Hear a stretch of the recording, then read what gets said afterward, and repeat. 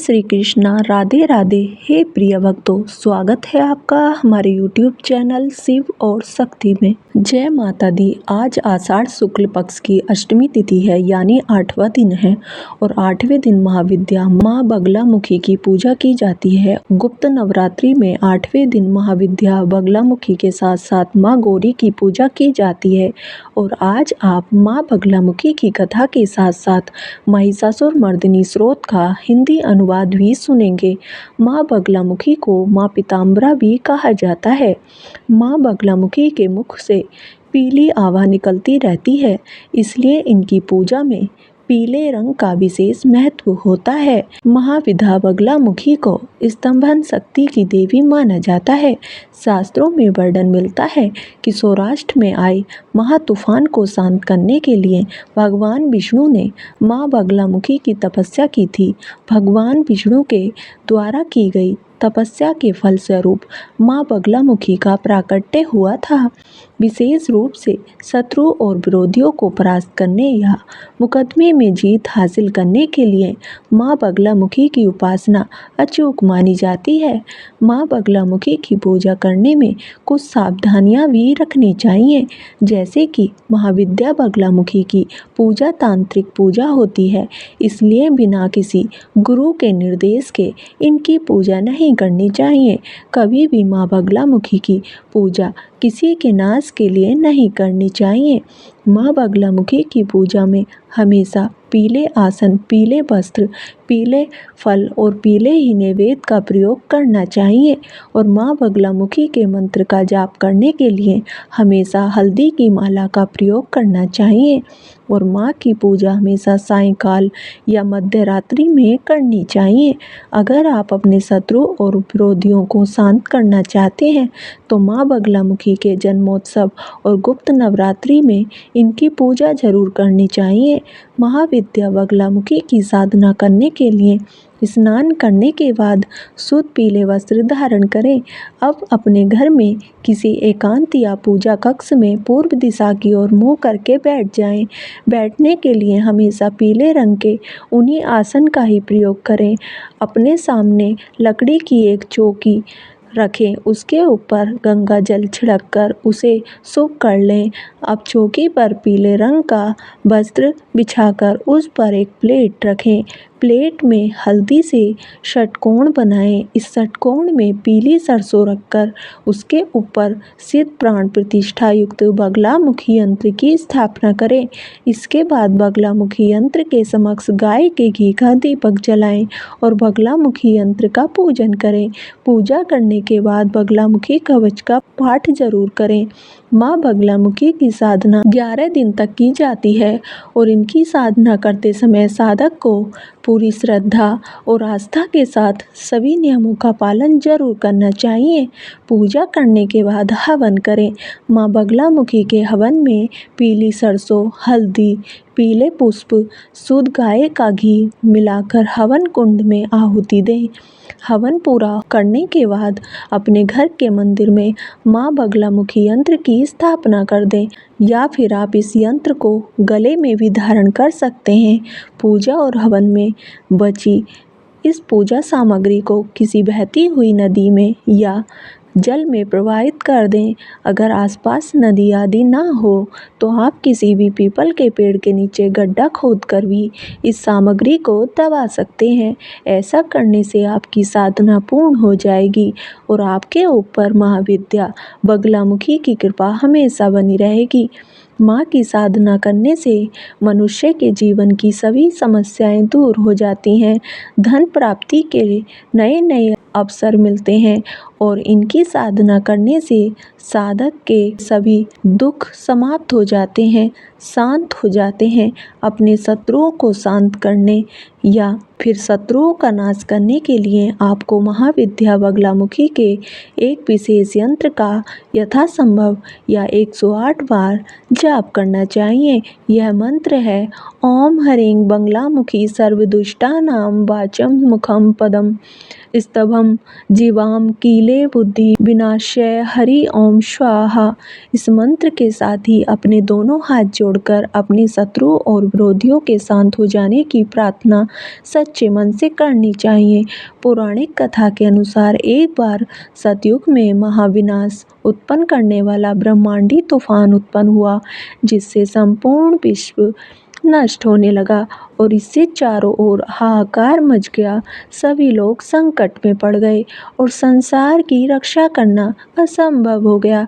यह तूफान सब कुछ नष्ट भ्रष्ट करता हुआ आगे बढ़ता जा रहा था, जिसे देखकर भगवान श्री विष्णु चिंतित हो गए। इस समस्या का कोई हल ना पाकर वह भगवान शिव का स्मरण करने लगे। तब भगवान शिव ने कहा कि शक्ति के अतिरिक्त अन्य कोई भी इस विनाश को नहीं रोक सकता, इसलिए आप उनकी शरण में जाइए। तब भगवान विष्णु ने हरिद्रा सरोवर के निकट पहुंचकर कठोर तप किया। भगवान विष्णु के तप से देवी शक्ति प्रकट हुई। उनकी साधना से महात्रिपुर सुंदरी प्रसन्न हुई। स्वराष्ट्र क्षेत्र की हरिद्रा झील में जल क्रीड़ा करती महापिता स्वरूप देवी के हृदय से दिव्य तेज उत्पन्न हुआ और इस तेज से ब्रह्मांडी तूफान थम गया। उस समय रात्रि को देवी बगलामुखी के रूप में प्रकट हुई। तीनों लोकों को स्तंभित करने वाली महाविद्या भगवती बगलामुखी ने प्रसन्न होकर श्री विष्णु जी को इच्छित वर दिया और तब सृष्टि का विनाश रोक पाया। देवी बगलामुखी को वीर रति भी कहा जाता है, क्योंकि देवी स्वयं ब्रह्मास्त्र रूपिणी है। इनके शिव को महारुद्र कहा जाता है, इसलिए देवी सिद्ध विद्या है। तांत्रिक इन्हें स्तंभन की देवी मानते हैं। ग्रस्त के लिए देवी समस्त प्रकार के संशयों का शमन करने वाली है। बगलामुखी शब्द वल्गामुखी का बिगड़ा हुआ रूप है, क्योंकि वल्गा का अर्थ लगाम होता है। बगलामुखी यानी जो दुश्मनों के जीभ पर लगाम कसते। महाविद्या बगलामुखी स्तंभन शक्ति की अधिष्ठात्री भी है, यानी शत्रु के मुंह हाथ पैर बांधकर उन्हें बंधक बना देने वाली शक्ति। इसलिए दुश्मनों पर विजय पाने के लिए इनकी पूजा की जाती है। यह थी महाविद्या बगलामुखी की कथा। अब सुनिए महिषासुर मर्दिनी स्रोत का हिंदी अनुवाद। हे हिमालय राज की पुत्री, हे गिरिजा देवी, विश्व को आनंदित करने वाली देवी, नंदी गणों द्वारा पूजित गिरि श्रेष्ठ विंध्याचल के शिखर पर निवास करने वाली देवी, अपनी लीला से भगवान बंश्री विष्णु को प्रसन्न करने वाली, इंद्रदेव के द्वारा नमस्कृत भगवान नीलकंठ की पत्नी, विश्व में विशाल कुटुंब वाली और विश्व को संपन्नता देने वाली, हे महिषासुर का मर्दन करने वाली भगवती, अपने बालों की लता से आकर्षित करने वाली पर्वत की पुत्री, आपकी जय हो, जय हो, जय हो। देवों को वरदान देने वाली, दुर्धरा और दुर्मुख, असुरों को मारने वाली और स्वयं में ही हर्षित रहने वाली, तीनों लोकों का पोषण करने वाली, शंकर जी को संतुष्ट करने वाली, पापों को हरने वाली और घोर गर्जना करने वाली, दानवों पर क्रोध करने वाली, अहंकारियों के घमंड को सुखा देने वाली, समुद्र की पुत्री, हे महिषासुर का मर्दन करने वाली, अपने बालों की लता से आकर्षित करने वाली पर्वत की पुत्री, आपकी जय हो, जय हो, जय हो। हे जगत माता, हे मेरी माँ, प्रेम से कदम के वन में वास करने वाली, हास्य भाव में रहने वाली, हिमालय के शिखर पर स्थित अपने भवन में विराजित मधु की तरह मधुर मधु कैटभ का मद नष्ट करने वाली, महिषासुर को विदीर्ण करने वाली, सदा युद्ध में लिप्त रहने वाली, हे महिषासुर का मर्दन करने वाली, अपने बालों की लता से आकर्षित करने वाली पर्वत की पुत्री, आपकी जय हो, जय हो, जय हो। शत्रुओं के हाथियों की सूंड काटने वाली और उनके 100 टुकड़े करने वाली, जिनका सिंह शत्रुओं के हाथियों के सर अलग अलग टुकड़े कर देता है, अपनी भुजाओं के अस्त्रों से चंड और मुंड के शीश काटने वाली, है महिषासुर का मर्दन करने वाली और अपने बालों की लता से आकर्षित करने वाली पर्वत की पुत्री, आपकी जय हो, जय हो, जय हो।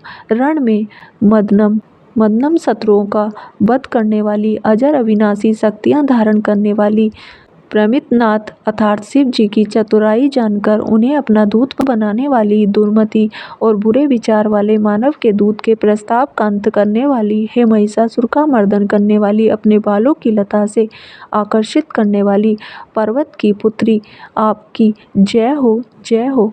शरणागत शत्रुओं की पत्नियों के आग्रह पर उन्हें अभयदान देने वाली, तीनों लोगों को पीड़ित करने वाली, दैत्यों पर प्रहार करने योग्य त्रिशूल धारण करने वाली, देवताओं की दुंदुभी से दुम दुम की ध्वनि को सभी दिशाओं में व्याप्त करने वाली, हे महिषासुर का मर्दन करने वाली, अपने बालों की लता से आकर्षित करने वाली पर्वत की पुत्री, आपकी जय हो, जय हो, जय हो।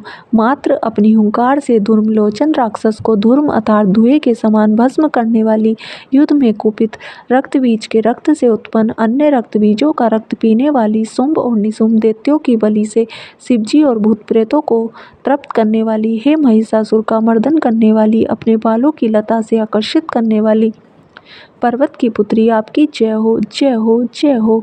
युद्ध भूमि में जिनके हाथों के कंगन धनुष के समान चमकते हैं, जिनके सोने के तीर शत्रुओं को विदीर्ण करके लाल हो जाते हैं और उनकी चीखें निकालते हैं, चारों प्रकार की सेनाओं, हाथी, घोड़ा, पैदल, रथ का संहार करने वाली, अनेक प्रकार की ध्वनि करने वाले बटकों को उत्पन्न करने वाली, हे महिषासुर का मर्दन करने वाली, अपने बालों की लता से आकर्षित करने वाली पर्वत की पुत्री, आपकी जय हो, जय हो, जय हो।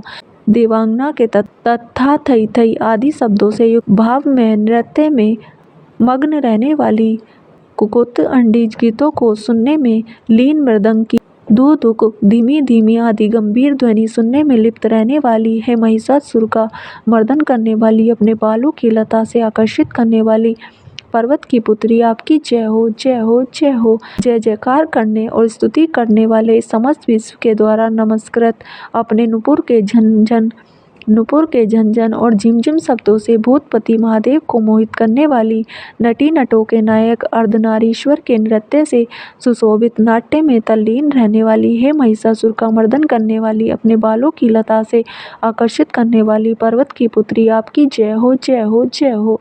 आकर्षक कांति के साथ अति सुंदर मन से युक्त और रात्रि के हास्यार्थात चंद्रदेव की आभा को अपने चेहरे की सुंदरता से फीका करने वाली, काले भंवरों के समान सुंदर नेत्रों वाली, है महिषासुर का मर्दन करने वाली, अपने बालों की लता से आकर्षित करने वाली पर्वत की पुत्री, आपकी जय हो, जय हो, जय हो।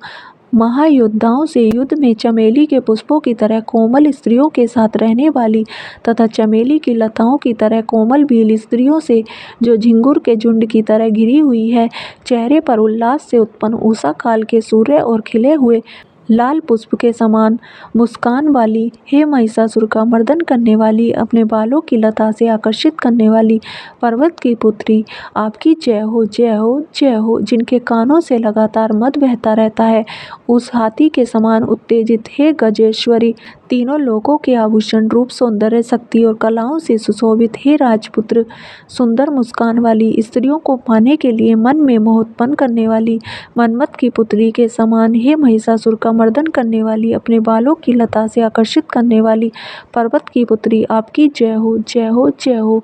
जिनका कमल दल के समान कोमल, स्वच्छ और कांति से युक्त मस्तक है, हंसों के समान जिनकी चाल है, जिनसे सभी कलाओं का उद्भव हुआ है, जिनके बालों में भंवरों से घिरे कुमुदनी के पुष्प और बकुल पुष्प सुशोभित हैं, उन महिषासुर का मर्दन करने वाली, अपने बालों की लता से आकर्षित करने वाली पर्वत की पुत्री, जय हो, जय हो, जय हो। जिनके हाथों की मुरली से बहने वाली ध्वनि से कोयल की आवाज़ भी लज्जित हो जाती है, जो खिले हुए फूलों से रंगीन पर्वतों से बसती हुई पुली जनजाति की स्त्रियों के साथ मनोहर गीत गाती है, जो सद्गुणों से संपन्न सबरी जाति की स्त्रियों के साथ खेलती है, उन महिषासुर का मर्दन करने वाली, अपने बालों की लता से आकर्षित करने वाली पर्वत की पुत्री, आपकी जय हो, जय हो, जय हो। जिनकी चमक से चंद्रमा की रोशनी फीकी पड़ जाए, ऐसे सुंदर रेशम के वस्त्रों से जिनकी कमर सुशोभित है, देवताओं और असुरों के सर झुकने पर उनके मुकुट की मणियों से जिनके पैरों के नाखून चंद्रमा की तरह दमकते हैं, और जैसे सोने के पर्वतों पर विजय पाकर कोई हाथी मदोन्मत्त हो जाता है, वैसे ही देवी के उरोज कलश की तरह प्रतीत होते हैं, ऐसी हे महिषासुर का मर्दन करने वाली, अपने बालों की लता से आकर्षित करने वाली पर्वत की पुत्री, आपकी जय हो, जय हो, जय हो। सहस्त्र दैत्यों के सहस्त्र हाथों से सहस्त्र युद्ध जीतने वाली और सहस्त्र हाथों से पूजित सुर तारक उत्पन्न करने वाली, उसका तारकासुर के साथ युद्ध कराने वाली, राजा सरत और समाधि नामक वेश्या की भक्ति से समान रूप से संतुष्ट होने वाली, हे महिषासुर का मर्दन करने वाली, बालों की लता से आकर्षित करने वाली पर्वत की पुत्री, आपकी जय हो, जय हो, जय हो। जो भी आपके दया में पद कमलों की सेवा करता है, हे कमले, वह व्यक्ति कमल निवास कैसे न बने। हे शिवे, आपके पद कमल ही परम पद हैं, उनका ध्यान करने पर भी परम पद में कैसे नहीं पाऊंगा।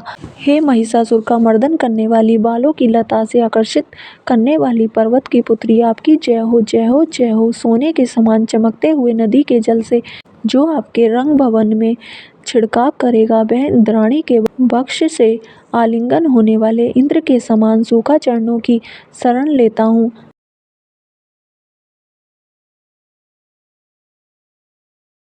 हे महिषासुर का मर्दन करने वाली, बालों की लता से आकर्षित करने वाली पर्वत की पुत्री, आपकी जय हो, जय हो, जय हो।